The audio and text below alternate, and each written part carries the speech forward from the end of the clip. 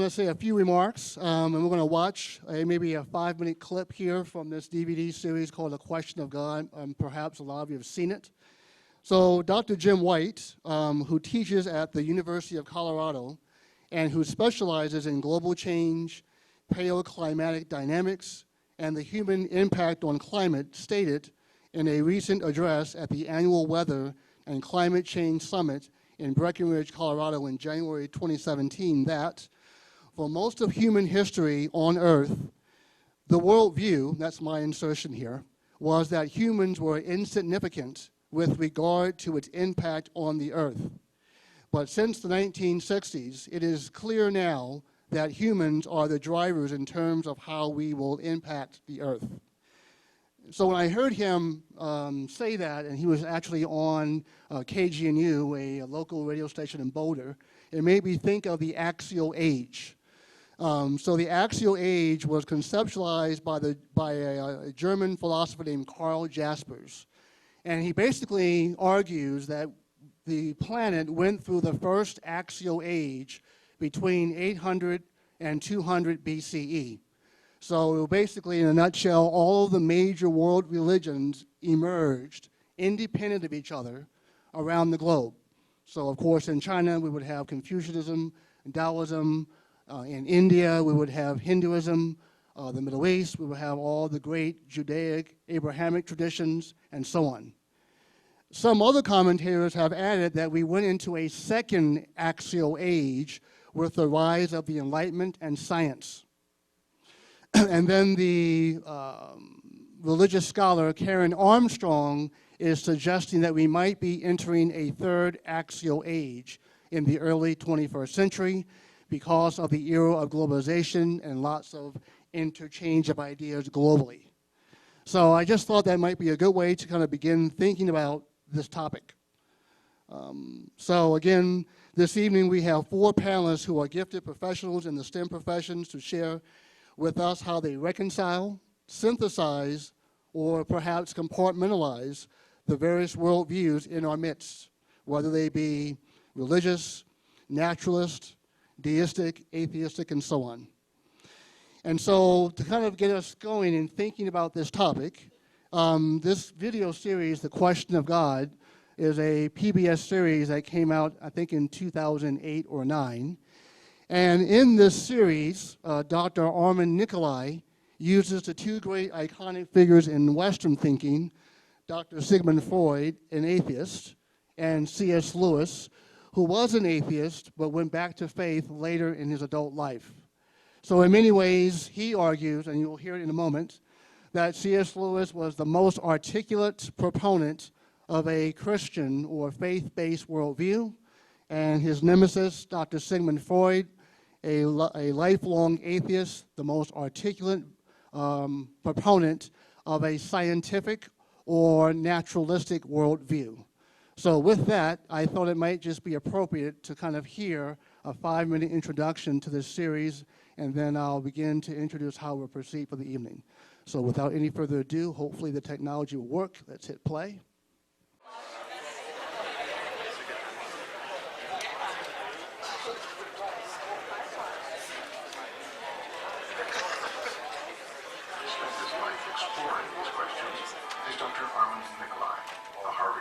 Professor and practicing psychiatrist. His lectures, seminars, and book, The Question of God, draw on the lives of Sigmund Freud, the founder of psychoanalysis and an atheist, and C.S. Lewis, the most influential voice of faith in our time. Why Freud and Lewis? Well, few individuals have influenced the moral fabric of contemporary Western civilization more than Sigmund Freud and C.S. Lewis. We mortals have a root in the absolute. We yearn for that unity which we can never reach except by ceasing to be separate beings called we. Well, that's what... In Dr. Nicolai's seminar, C.S. Lewis the believer and Sigmund Freud the atheist are brought together in debate. It has been my life's work to show man that his beliefs and his behavior are rooted not in divine truth, but in his own childhood fears and desires. Yeah, but I wanted to ask my... For this series, Dr. Nicolai invited a panel of 7 thoughtful men and women to grapple with the fundamental riddle of our existence. Whether we realize it or not, all of us possess a worldview. We make one of 2 basic assumptions. We view the universe as an accident, or we assume an intelligence beyond the universe who gives the universe order, and for some of us, meaning to life. To me, there is an order for the way things are, and the central question is whether you want to say that the order or is God, that's another thing. Can I jump in for a second? Sure. I think that order doesn't necessarily mean intelligence, and intelligence, consciousness. Throughout the series, we will move from their debate into episodes from the lives of Freud and Lewis. The panel will discuss issues of faith and doubt in their own lives. A large part of me, at many times, for a lot of reasons, has wanted to not believe, because it would be so much easier in many ways. The question is, I think, for me anyway, to what extent can somebody foist their beliefs on others or claim that their beliefs are true and that your beliefs are false? Right. Well, that's that True doesn't for get you into or human. true for all? I've experienced God, and I can talk from my experience, and I can trust, as you say, and I have surrendered to that trust. Naturalism is my philosophy, that all phenomena have natural explanations. There is no supernatural. There's just the natural and stuff we can't yet explain. We're all betting on something, and we have incomplete information to place that bet. Ever since I've been a little girl, I've had very powerful experiences of God's presence. Let's look at these early life experiences as they occurred in Lewis's and Freud's lives.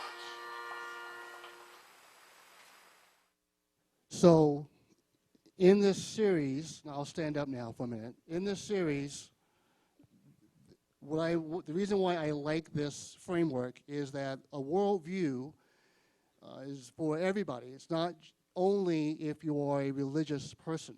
So all people possess a worldview, whether we are aware of it or not. And because the clock is ticking, and I want to get to our panel, most of us are trying to answer about 7 worldview questions. So one example would be, what is the meaning of human history? Another might be, how do we know what is right and wrong? If I could be more whimsical, from Alan Watts, if you've ever heard of him, British philosopher who brought a lot of Eastern thinking to the West in the 1960s and 70s, he might say something like, who started it? Are we going to make it? Who's going to clean it up? Where will we put it? And then a 5th, whimsically, is it serious?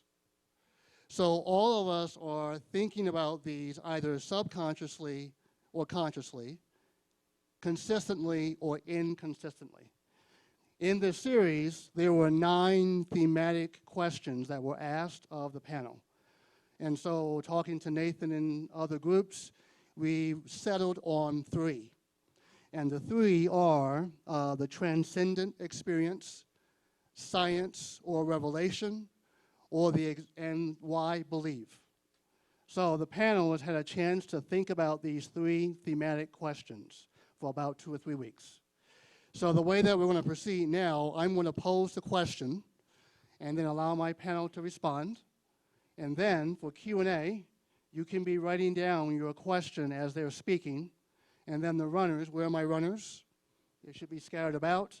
So once your question is ready, perhaps raise your hand. They'll take your 3x5 card, and then I will look at them as they're speaking. And then once they're done responding to the thematic question, then I'll pose 2 or 3 to the panel, just in the interest of time management, and then we'll move to the next thematic question.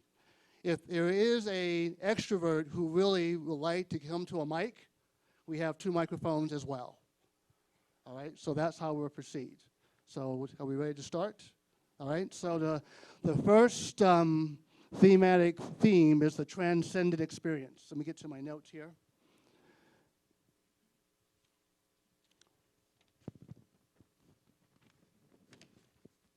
So in the series, there's a couple of sections in here, and when they go through the lives of C.S. Lewis and Sigmund Freud.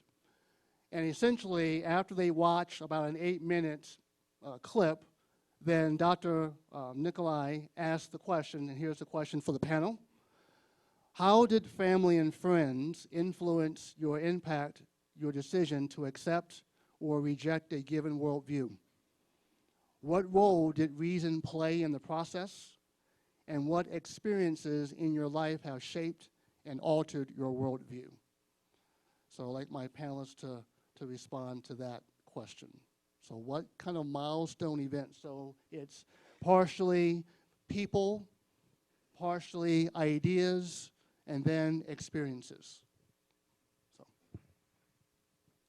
Yes. So you're going to have to repeat the question after I answer the first one? Because there were like 4 questions there. So I was born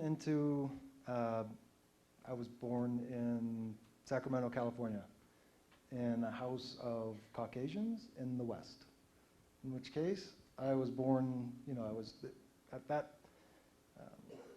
you've got some likelihood at that point to be born into a Christian house. I was born into a Christian house. One side of the family was Pentecostal, the other side was Catholic, so it's odd. Exceptionally odd. And so I was born into that environment. That was sort of the underpinnings. That would be environment. Then, probably by the time I was 9, I did not believe in a higher power. And that resulted from my experiences. So,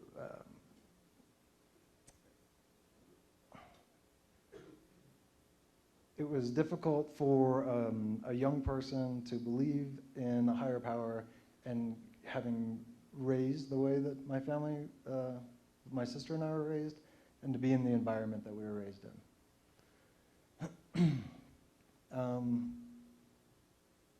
So that would be one influence that led to a change in thinking. I moved to the South, and you can see a large new influence coming on. The Deep South, actually. And at some point, my buddy Nikki and I were, who's here, were hiking the Chattahoochee River. Do you guys know the joke about the French people on the Chattahoochee? No? Yeah. No. Okay, so anyways. And our third friend, Danny, 330 pounds, fell down the largest waterfall on the Chattahoochee River. And, I was 15, Nikki was 17, Danny was 16. And, between the two of us, we saved his life. So that was a major turning point in another direction for me, moving towards the understanding of a higher power. So, the long story short, I think that for me, you're born into a set of, you're born into boundary conditions, and those boundary conditions set your frame of reference.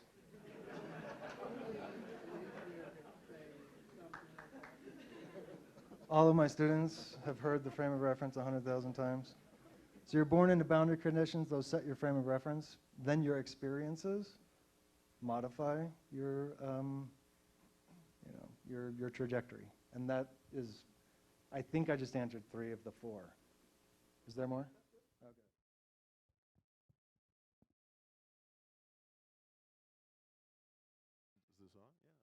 Okay. So I was born into a household of Methodist Christians, and I got like the Sunday school attendance ward because they had orange juice and cookies there. It was great. So I went to church for many years in the Methodist church, and as I got into my teenage years, I was definitely wrestling with the ideas. It reminded me of the Old Testament. Abraham wrestling with the angel of God. I mean, you were doing that. You were trying to figure out what your relationship with this is. And I started to actually go outside of my religion and start to look at other religions. partially spurned by, I had a lot of friends who were in other religions. A lot of my friends were Jewish, and they'd sit next to me, and we went to an Episcopal school, so they'd go to church with me, chapel, and they'd sit there and make Jesus jokes. I'd laugh. And eventually I started looking at enough other religions. I fell in with, Joseph Campbell's work of comparative mythology, and really looked hard at his definition of religion or mythology, which is other people's religion. And that's a pretty poignant definition of a mythology. But of course you immediately have this attitude of, not my religion, mine's the one true religion with the fixed stars and the guiding light. But as I started looking at the other ones, I started to find there are some places where the wires cross, where the connections come. And there are many other theologians like Paul Tillich who talk about a history of religions and how you can develop a greater religion. And so I was loosened up from my Christian point of view at that point. But I never said I was not religious. And even to this day, I don't say I'm not religious, because I feel a lot of these terms need to be defined, like religion, which means religio, to tie back. And we all have a way of tying ourselves back, this individual island self who can never be connected to anything else truly except through maybe a metaphor, through poetry, through a religious experience.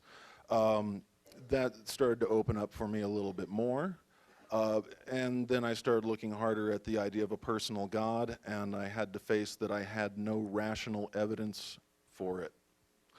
And that if that was the case, then why was I holding that part of the belief?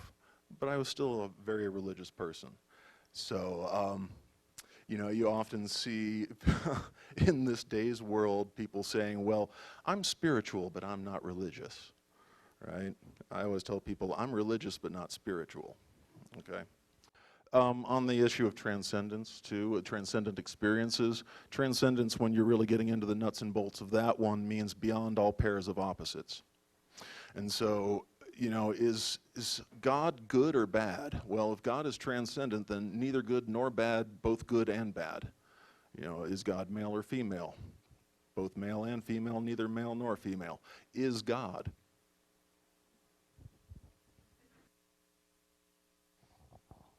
So I'll very quickly dash through my childhood. Like Dr. Shorey and Dr. Amaro, I was born into a Christian home. Like Dr. Amaro, early in my life, I questioned my parents' faith, and this may sound humorous, but it's actually true. When I found out that Santa Claus was a lie, I was this rather precocious kid that extrapolated that to my parents' faith. But faith is a funny thing, and if there is a God behind it, it's not just a matter of a rational decision that you make as an individual. Dr. Shorey's comment is God. If there is a God, it is a relationship, and therefore something that is dynamic and something that can't just be reasoned away. And I wrestled with that for many years as a kid. Even got punished for it, to be honest. But nonetheless, through my understanding I came to a point where I realized rationality was no longer the way to address this issue. And I came back to my faith, and I won't go through the details of that, only to have yet another crisis when my parents moved overseas, and I spent my high school years in Greece, and where I got now exposed to a whole plethora of worldviews, living in a very international community. That crisis of faith was, in many ways, a tearing down so that I could build up something new. Personally, I attribute that to God, as having come back to my faith. I can understand why people would not attribute that to God, but that was a transcendent experience for me. And this came about through my life in my undergraduate years at a university. I had a wonderful religious studies program where most people came to lose their faith, and that's where God came to bring me back to faith, or at least that's my understanding of it. I would say with respect to what role did reason play? I won't launch here too long, but to me, one of the mistakes that we make as a technological society, where we see technological success around us and we immerse ourselves in it, is that reason is not just the purview of science, and that reason can exist in other fields, and it doesn't have to be just motivated or just driven by what we call the scientific method. And so that doesn't mean that everything about faith is reasonable, but it does mean that reason and faith are not, they often go hand in hand. And I'll talk more about that as we go along.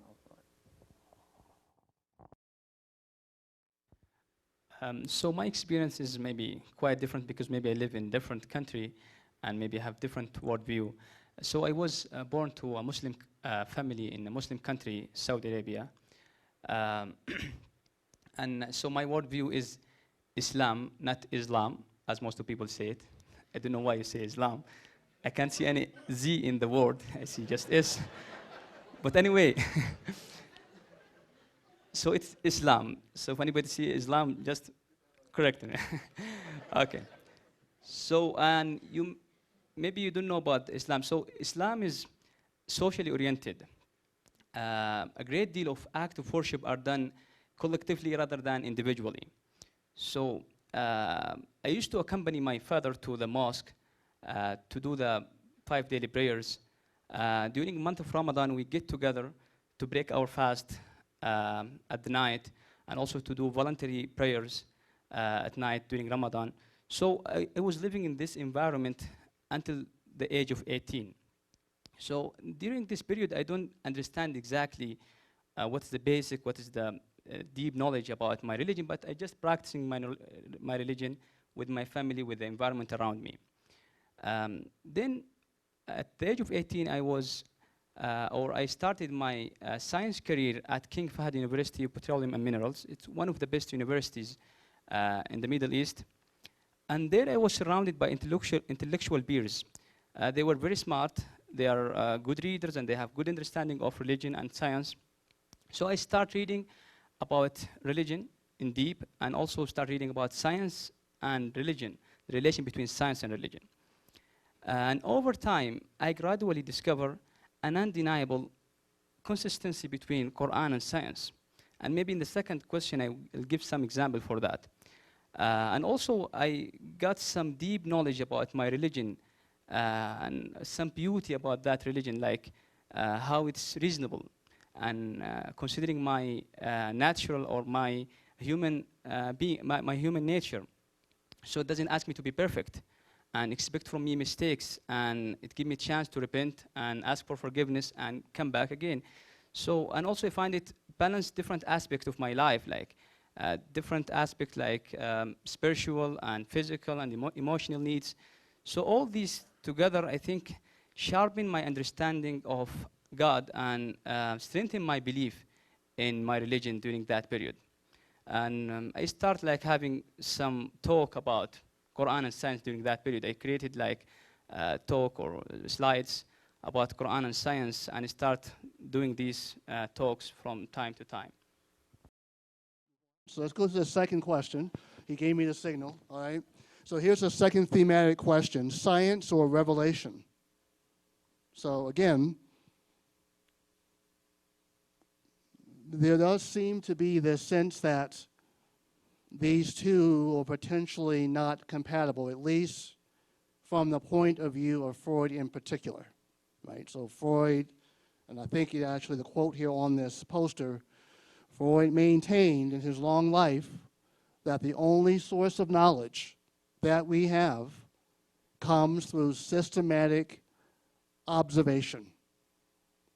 That anything around revelation is a human construct.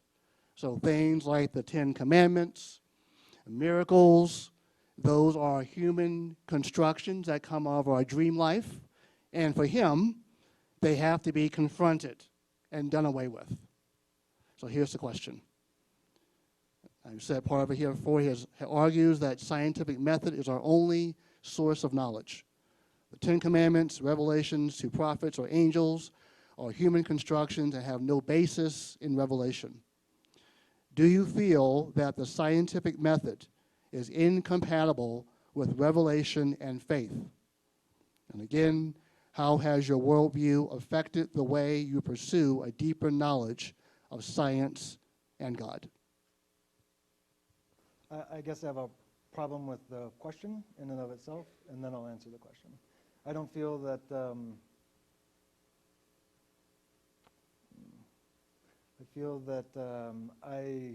so when I read the question, and it wasn't 2 weeks ago, it was like maybe a week ago. So when I read the question, I was like, all right, I should probably look up this word revelation, right? And I disagree with the placement of the word revelation in its placement in the sentence, because I feel like I am connected.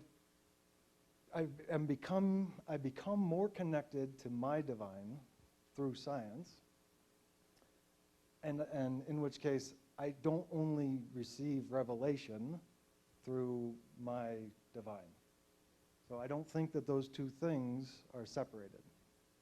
For me, I can understand the beauty of my higher power, the higher power that acts upon my life through my science, and I don't necessarily have to only see it through, my communion with my higher power, my higher power. So short answer, no, I don't think that that they're opposed at all. In fact, it's not one or the other. Long story short. What was the second question? He keeps turning off your mic. He doesn't like And the second one is, how has your worldview affected the way you pursue a deeper knowledge of science and God? So that goes towards basically what I just said, which was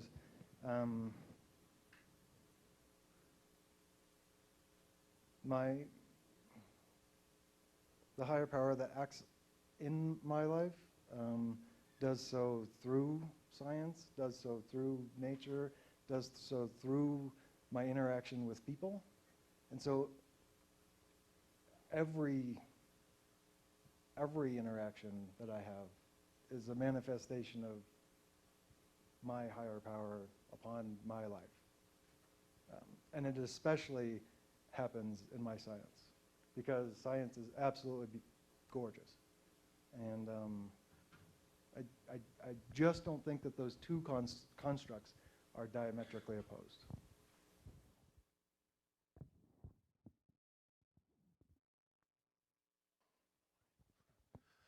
Yeah, that's a heck of a question. There's three ways to look at a relationship between science and religion. The first would be the conflicting worlds model, which says that they're both looking at the same truth target. One of them says they've got the direct to that truth, and the other one says they've got the direction of that truth, and since one of them has to be wrong and the other one right, they're in a conflict. That's the conflicting worlds model. And therefore, in the end, either religion has to be right and science wrong, or the other way around. Now, you could probably guess I don't believe that for a second. The second model would be the same worlds model, that they are both going for the same truth. And you look at philosophy through the years, I mean, Maimonides, Averroes, they're talking about, can truth contradict truth?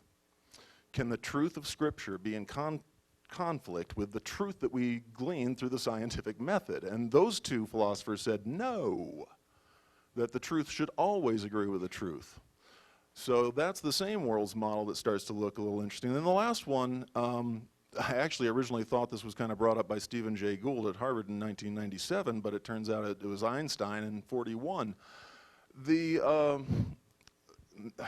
separate worlds model that says that each has their own magisteria, right? Their own kingdom. That there's lots of sayings along this line, that science gives you the age of rocks. Religion gives you the rock of ages. The science will tell you how the heavens go. Religion tells you how to go to heaven. That these are two different things, and that they are separate and therefore cannot be in conflict. And at the same time, they must talk to each other. So You take a scientist who's working through the way that facts relate to each other and how the world seems to work and what the back history is and things like that, but never in there is the what should we shoot for question. What is the goal? What is the purpose of why we're doing this, and where's that? That's a religious question. It belongs in the religious side. But once you've asked, hey, what's the goal, and get the answer from religion, religion needs to go back to science and say, what are the best methods and procedures to get to that goal efficiently? And so the two are, yes, they may be separate, but they are in discussion. My personal feeling is that's where it comes in. Now, revelation, that a scientist gets revelations. There's a great Polynesian saying that we're all standing on a whale fishing for minnows, right? We're on this ground of ultimate being, worried about all these little daily problems around us, all the little minnows and whatnot.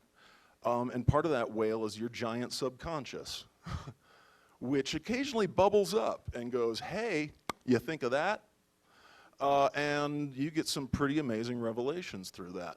So yes, revelation is definitely a part of the scientific package too, but it's in the religious side of it in discussion with science. So, like Dr. Amaro, I took a little bit of issue with this question, but for a different reason, and that is this.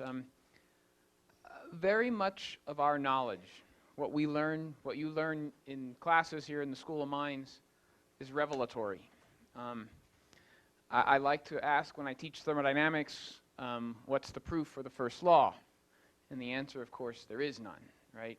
But we've observed it over now over a couple of hundred years of testing it, and we with some modifications due to things that Einstein taught us, we basically accept it to be true. But you've never gone into the lab and actually proven it yourself, and how could you even prove it? You could show it with a test. My point is this, is that there's a misconception about how we obtain knowledge scientifically, that somehow it's not based upon revelation, but it actually is. The difference between science and religious knowledge is that in some ways science is testable, or it's easier for us to see the tests by which we might be able to show things to be true or untrue.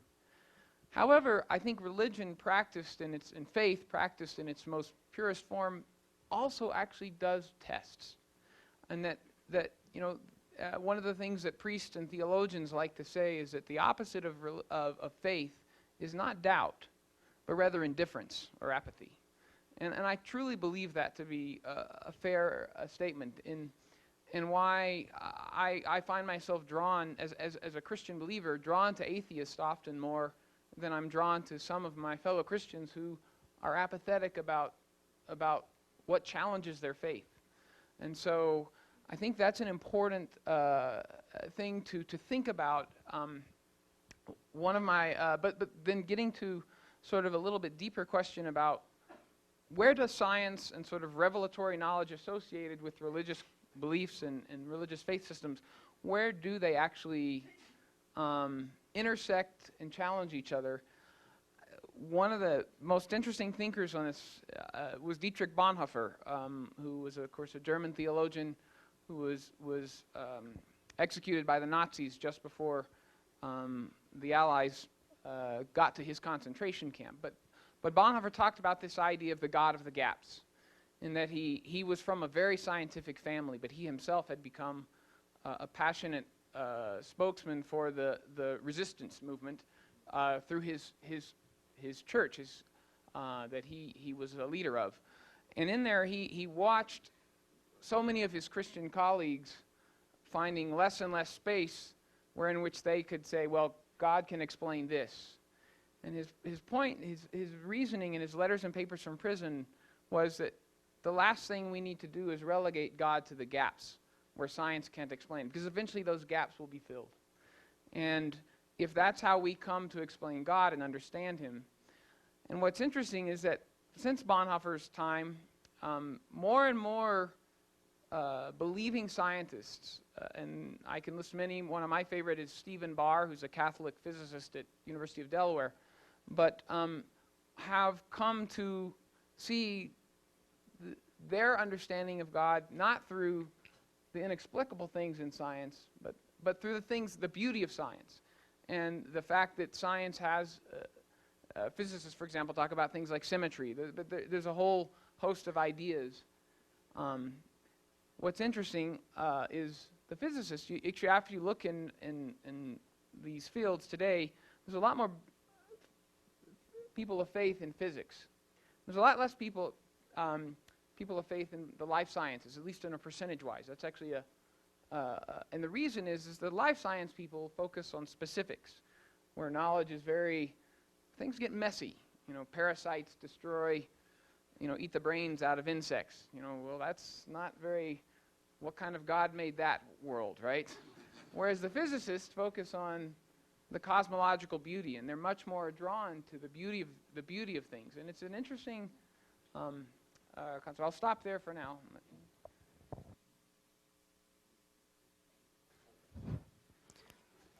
When I looked at the question, actually, I remember one of the verses that in the Quran I read when I was in my reading about Quran and science.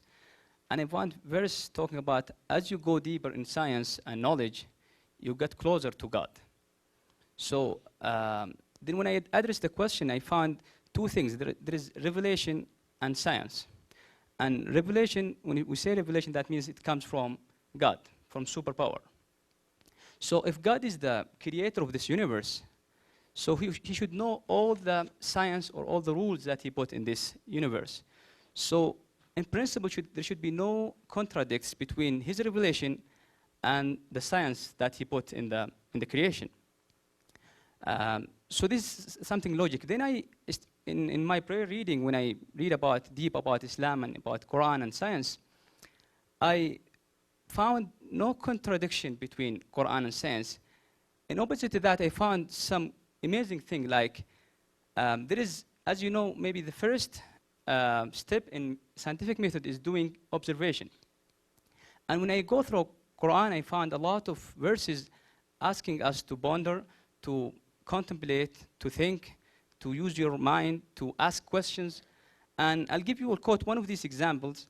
It's chapter 29, verse 20. And just listen carefully to this verse. When I read it, I was amazed. God says, travel through earth and observe how the creation was originated.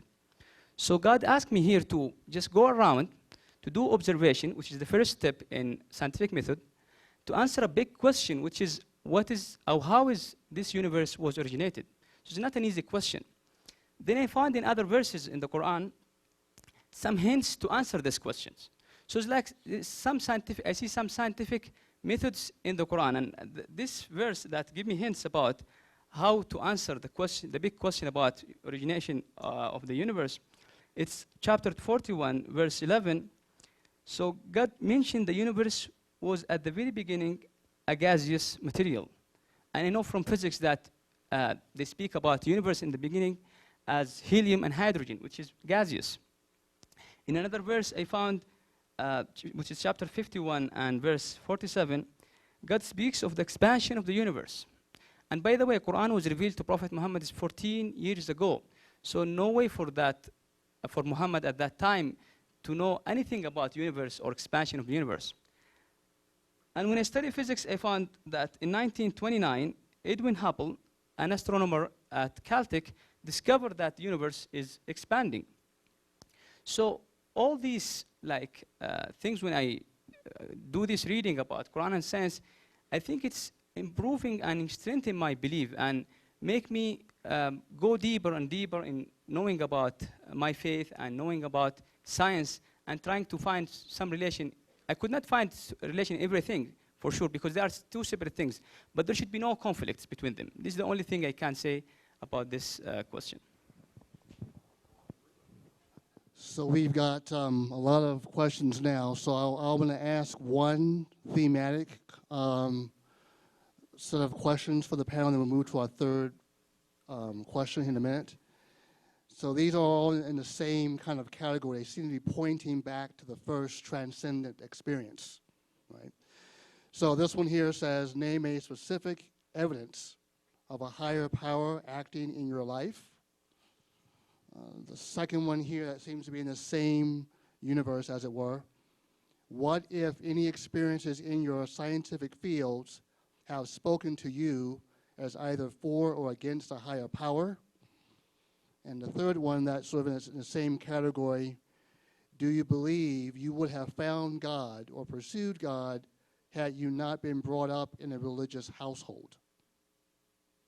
So if any of you all want to respond to that, you don't need to have you all respond, but if you'd like to respond to those.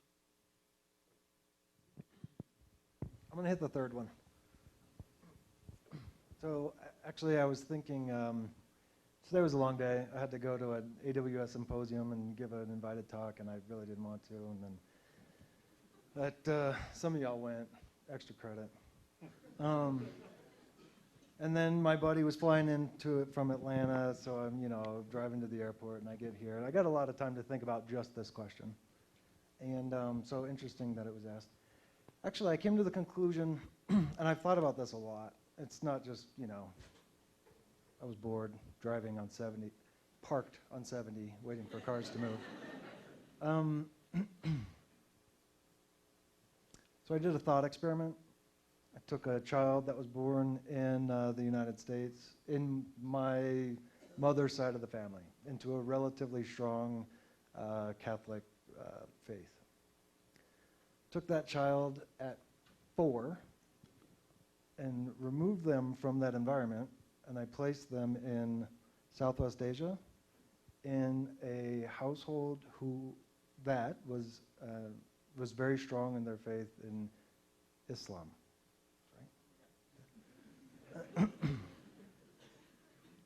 And I came to the conclusion that by the time the child was 12, they would believe in Islam. What was the question? You guys that have had me know this happens a lot. Something about, would you have your faith if you weren't born do you into that believe house? you would have found God or pursued God had you not been brought up in a religious household? So the whole point of that long, old story was, no, I think that again, your boundary conditions shape you as a person, and I think that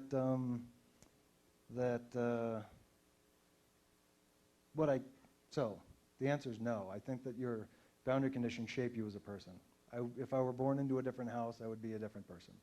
If I had different experiences, if I didn't move to the Bible Belt, I'd be a different person. No question. Having said that, what this led me to understand was I have now something of a better understanding of how I feel about the meaning of an understanding of one true higher power. And that, you notice I'm very careful about what I say about my God or my higher power, because it's my higher power, it's not yours, and I don't care that it's not yours. It works for me. And I think that what I was able to articulate in my head about 3 hours ago was, you wind up searching for that higher power, and you find the higher power that is presented to you. And the higher power that presented to you is a function of your boundary conditions. And in which case, what I believe, and I don't believe a lot of things, I think most things, because it's hard to change a belief. So what I believe is that my thought experiment and my view of how that thought experiment would end supports, of course, it's going to support what I think, but it supports my view that each person's God is their own God, and the lack of need for me personally of a one true God. Because if I were to leave my house and be raised in your house, I would have come out completely having different series of beliefs. Oh, you have your own. You don't have your own? God bless the child. So you already heard my feelings on transcendence, so a transcendent experience. The philosopher of religion, Heinrich Zimmer, once said, I love this one, that the greatest experience of your life are experiences. And they cannot even be thought about, let alone talked about. So the best things in life, you can't even think about them. They're experienced. And then the second best thing in life, if you think about it, is the thoughts you just had about that experience, which are not as good as the experience, but hey, they kind of get you pretty close, don't they? And that's pretty fun. And then the third best thing is sitting here talking about it, right? So experiences are clearly very important into that revelatory part that we were talking about before, about shaping yourself, your experience, your boundary views, and your boundary conditions and how they get played out. But I don't know that I needed a higher power to do that. I kind of had all the toolkit here to do that. And again, this has been my problem, having to face that I'm a very religious person who's coming towards a view of atheism, is I just don't see the evidence for the personal effect here. And I've heard a lot of the arguments, trust me. I'm sure several of you are thinking of several of them right now. And I've looked at them. This is something I've not taken lightly. So the transcendent experiences are important. The other thing I'll say is that if you'll follow me down that mythology is other people's religion, and there are functions of mythology out there. There's definitely a function of cosmology to try to explain how the world came to be the way it is and how the universe is and how humans got here. I think that's been totally subsumed by science.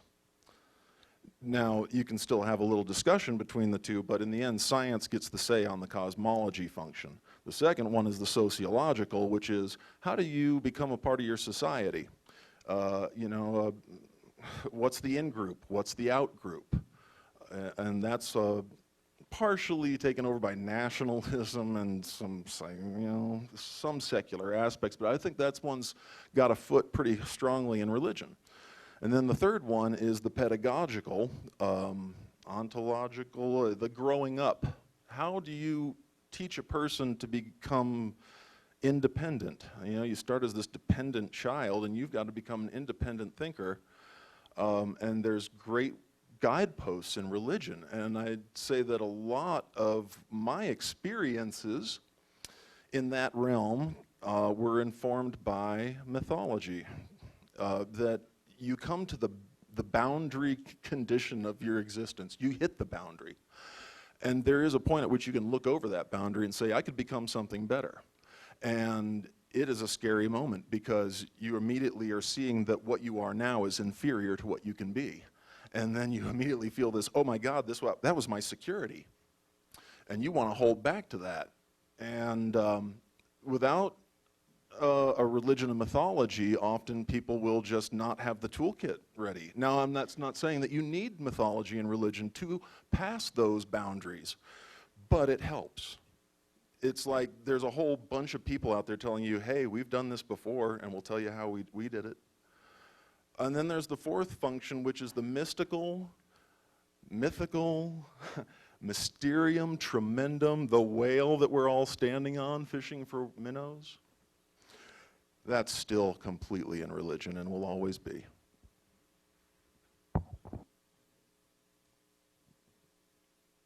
So I could talk for hours on this question, but I'm gonna start by saying this.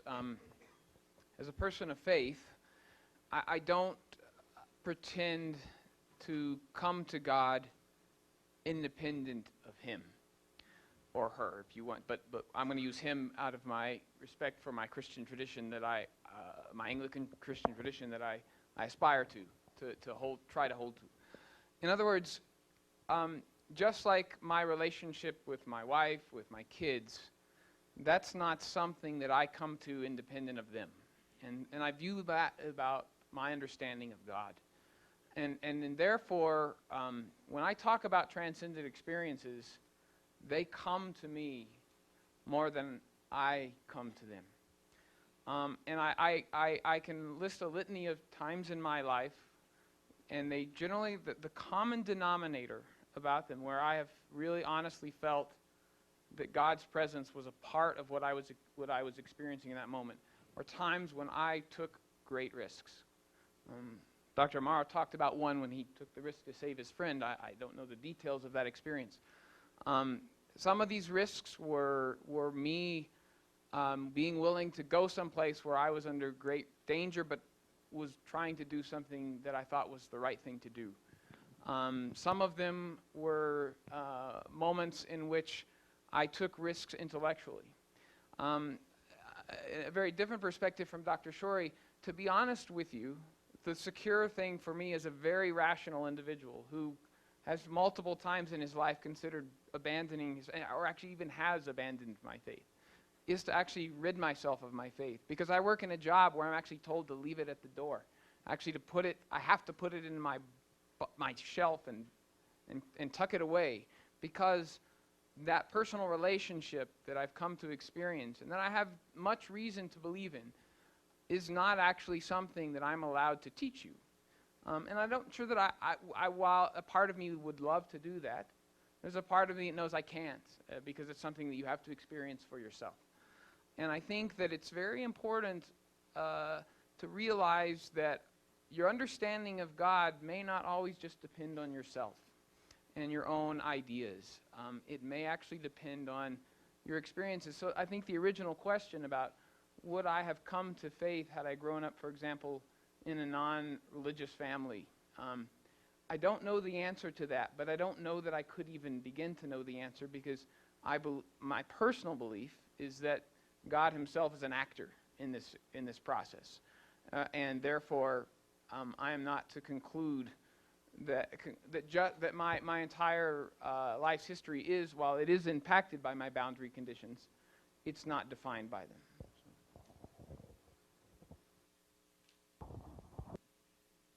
I just would like to add one small thing regarding the last question regarding if you were raised in different family, will you be in the same faith as you are now?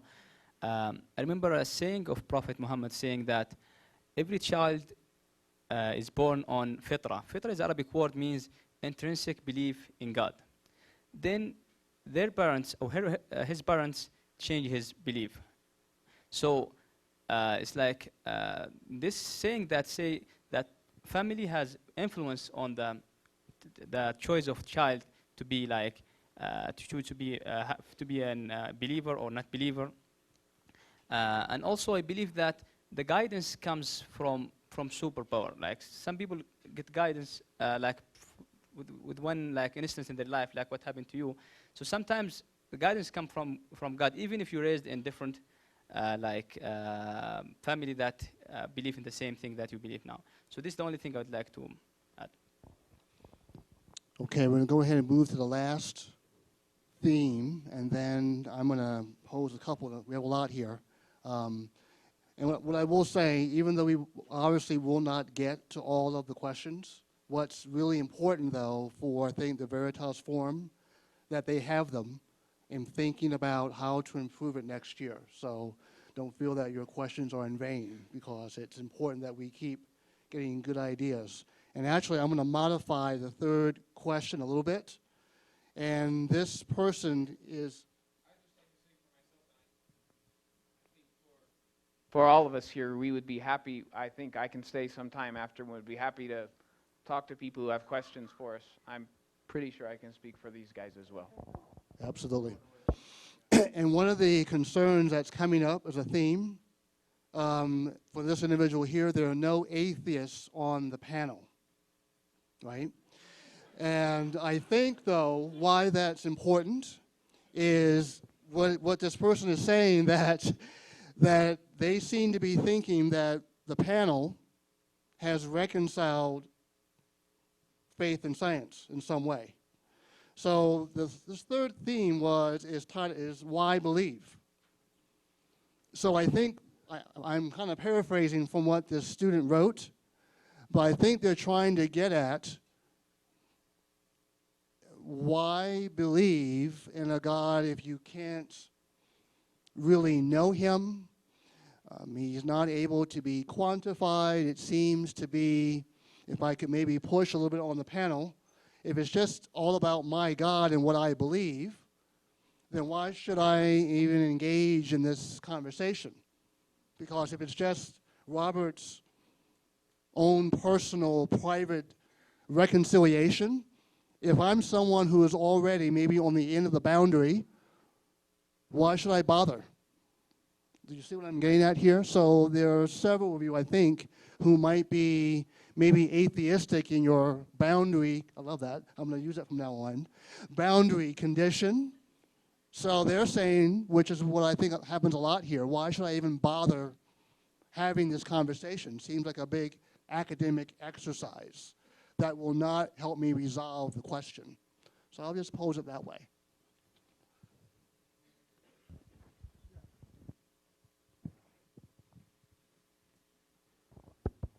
What's the question again? I knew he was going to do that. Okay, so why belief mainly is that main thing? Well, let me read. Let me read this again. Maybe read what I wrote. Okay. So C.S. Lewis, Mhm. because of traumatic experiences he had as a child, lost his mother. He had a traumatic relationship with his father, and then World War I, and he saw the human condition in its ugliest form. Said, "This Christian worldview is not helping me understand World War I. It's not helping me understand 20 million dead. It doesn't help me. I prayed that my mother would get well. I prayed earnestly. She still died." So he walked away from faith until later in life. So he had to wrestle. In fact, he was a pretty militant atheist. So he would be pretty argumentative and had a lot of arguments to say, don't bother. It's an illusion.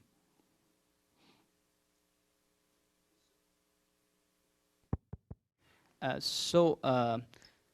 can talk about this question or to answer this question when I talk about, we as human beings, we have different needs. And I think one of these needs, like there are physical needs and spiritual and emotional needs. So when we are hungry, we eat to fulfill these needs. And when we form relationship with others to fulfill or to satisfy our emotional needs. And there is still some aspect in our life which is spiritual, and we need to fulfill this part. And this, I think we cannot fulfill this part except by belief. And I remember I brought some quotes for one of the prominent scholar. He talks about how belief is important in our life. His name is Ibn al-Qayyim, and who lived in the 14th century. He said, "In one's heart are disorders that cannot be remedied except by responding to God's commands. In it is a void that cannot be filled except by His love, turning to Him and being sincere to Him." So I think this is a very important aspect in our life that we should fulfill, which is spiritual. And I think we can do that only by having faith. That's it. So I will use my favorite C.S. Lewis quote, actually, to start answering this question. And that is when he did actually come back to faith, is my favorite quote from him is, "I believe in Christianity in the same way that I believe that the sun rises, because by it I see things more clearly. I can see things more clearly." In other words, he came to realize that through the Christian tradition and the way when he came back to faith, that he was able to understand the world more fully. And I personally, that quote really resonates with me. But I would like to say, you know, if truth is only relative, and it's only my truth and your truth, and those two truths don't intersect, then maybe there is no reason to even have dialogue. But we don't treat science that way, and I don't think we should treat religion that way. And I think one of the things that fosters that sort of truth in religion is the idea that God is just a philosophical concept. One of my favorite thinkers, modern Christian thinkers, is a guy named Tom Wright, or N.T. Wright. And he's a very well established historical scholar. And he says people often ask him, how can you as a historical scholar ever say that Jesus is God? So I'm going to talk a little bit about the Christian tradition here. And his answer is that usually people ask him this question as if they have an understanding of who God is. And he says that's the wrong way to ask this question. He said we really don't have a good understanding of who God is. But historically we have at least a reasonably good understanding of Jesus. Certainly I even saw on last week on CNN the arguments about Jesus not existing. I looked through those articles. I wasn't very impressed, but nonetheless, we do actually have a pretty good historical understanding of Jesus. And as a Christian, I come to try to understand God through the lens of looking at Jesus' life. Rather than trying to say that there's some abstract concept of God I'm going to superimpose upon this idea of Christianity. Obviously, Aziz here does something similar, probably by looking through Muhammad for his lens to understand who God is. And obviously those are different lenses, and we come to different understandings of God, and that's something for us to dialogue about in community and in challenging each other. But I do think that the reason that I've come to belief is through the community in which I live. I actually come to understand the world better and to actually live in the world better.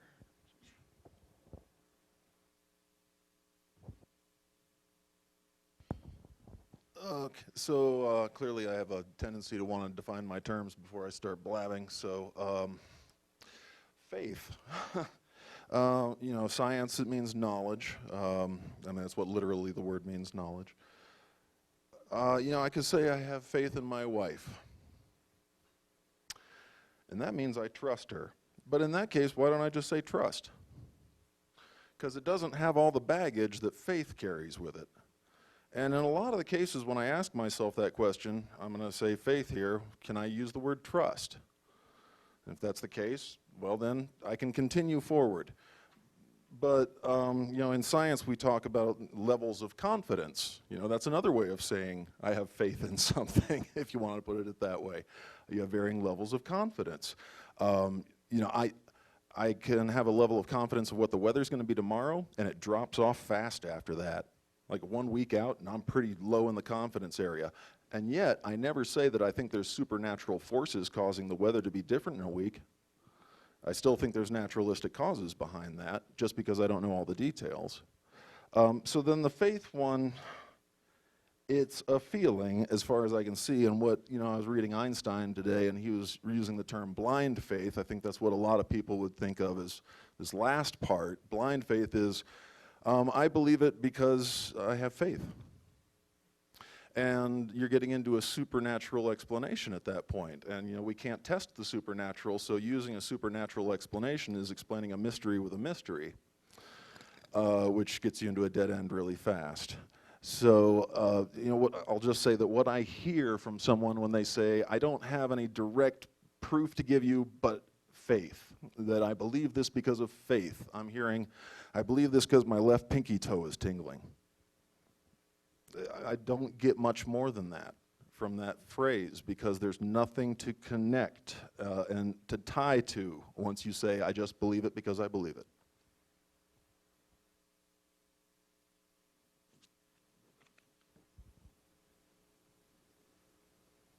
So the audience's question was, why are we here?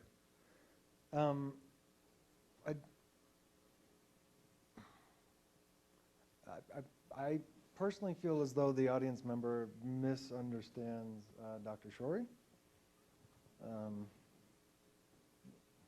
I'll start there, because all panelists aren't. Let me ask Dr. Shorey. Do you believe in a supernatural higher power? No. Okay, so now it's clear. All panelists are not on the same page. Okay, good. So, Why are we here then? We're, you know, the second part of the question from the audience member was, it now seems to me as though all of you guys have reconciled your faith and your understanding of your faith or lack of, and your view of science. And that's exactly why I'm here. I don't want to use this word, but I'm going to because it's part of my lexicon from when I was a kid. I came to give you a testimony of somebody who has reconciled their faith, their personal faith, with their view of science. If you feel as though that they are opposed, I came here to let you know that there are folks that don't feel as though they are opposed. You can have faith, and you can be a scientist. I like to pretend that I'm a scientist anyways.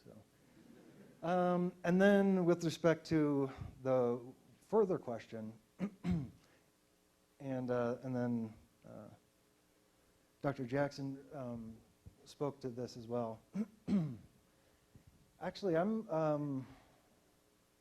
don't name my faith, and the reason is because if I named it, I would be told I am not sufficient in that faith. And in which case, I own my faith, and my faith is mine and mine alone, and I'm super glad that you have yours, and you have yours, and you have yours. And ultimately, my job is not to bring you to my faith. My job is to show you that one construct in space and time is possible for you if that's what you want. If you want to have faith and be a scientist, it's not going to be a problem. You'll figure it out. That's why I came. Let's go ahead and give them a round of applause for that responding.